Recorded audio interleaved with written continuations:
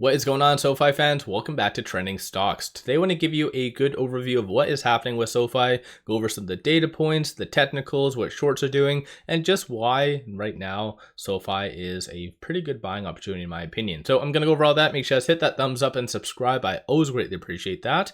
And with that said, let's get right to it. So currently it is up 3.04% ever since the market opened. It just had a nice good amount of momentum. So definitely that's a pretty positive thing. 13.9 million shares being traded, 22 is the average. You also do see a lot of good options activity happening. So $1.3 million in calls being purchased versus 1.19 million in puts.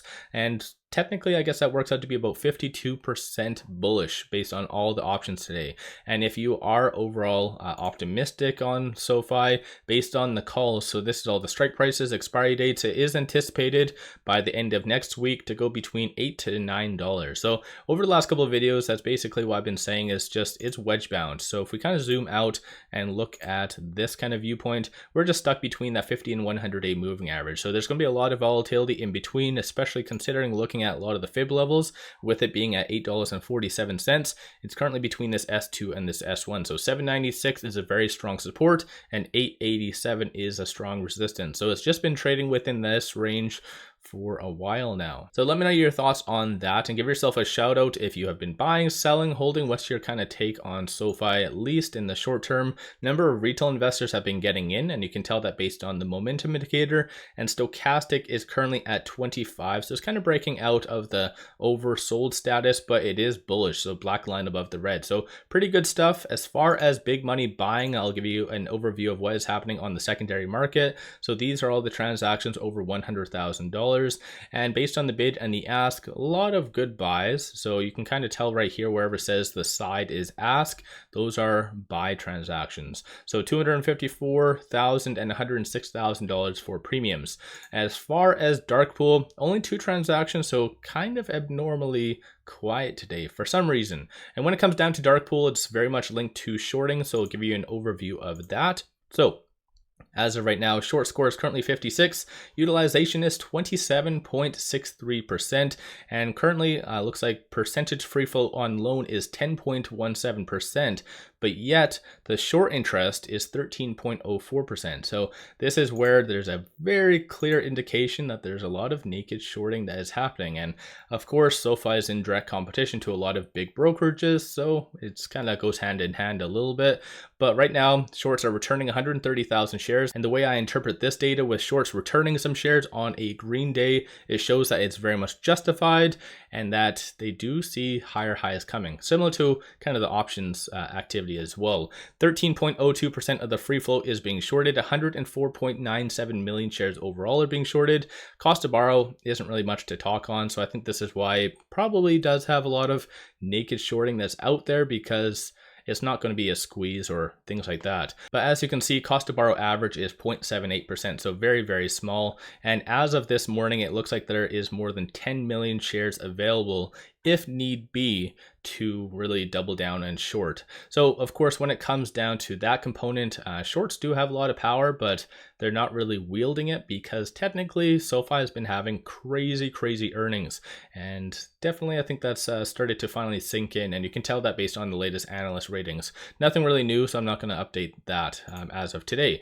But technically, so far today, there's been no press releases, no SEC filings coming out from the company. So it is just following the broader market. But there was this article that did come out. I'm not always a fan of the Motley Fool, but it does say 3 stocks that you need to buy right now. So top 3 growth stocks ultimately. And SoFi is number 1. And when it comes down to what their reasoning is, why it's a big buy, is because mostly of their deposits and just a lot of their ratios. And when it comes down to their deposits, of course, that's very much linked to just the member growth.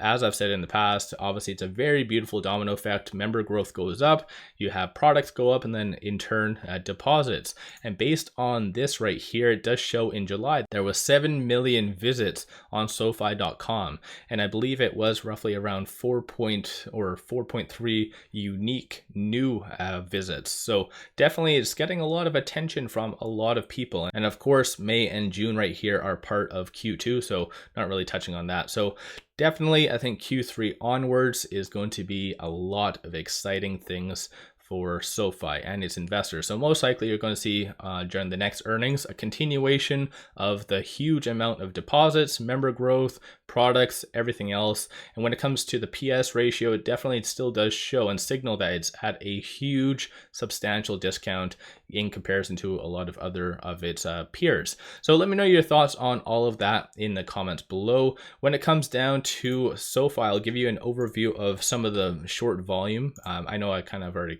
talked on short interest and stuff like that, but for SoFi, almost about 65.33% of the daily volume is attributed to shorts. So regardless if you like it or not, shorts are a part of SoFi. And I do feel with their upcoming Q3 earnings, probably tail end of October or first week of November, somewhere around there, once they do issue their earnings, I feel like this is just going to be the dagger that is kind of finishes shorts, as well just finishes a lot of the, I guess, doubters of SoFi. Because oddly enough, I have no idea why you see a lot of people out there saying that fintechs are done, and I have no idea.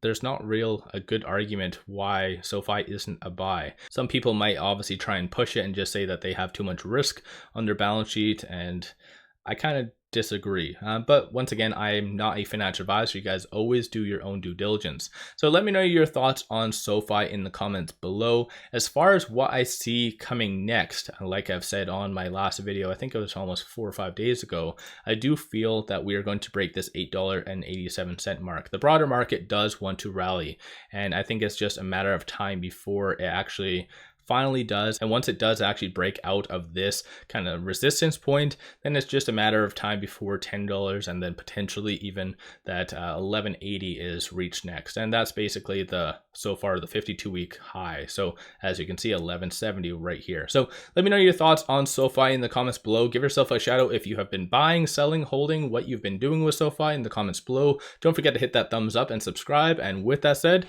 I appreciate you guys watching.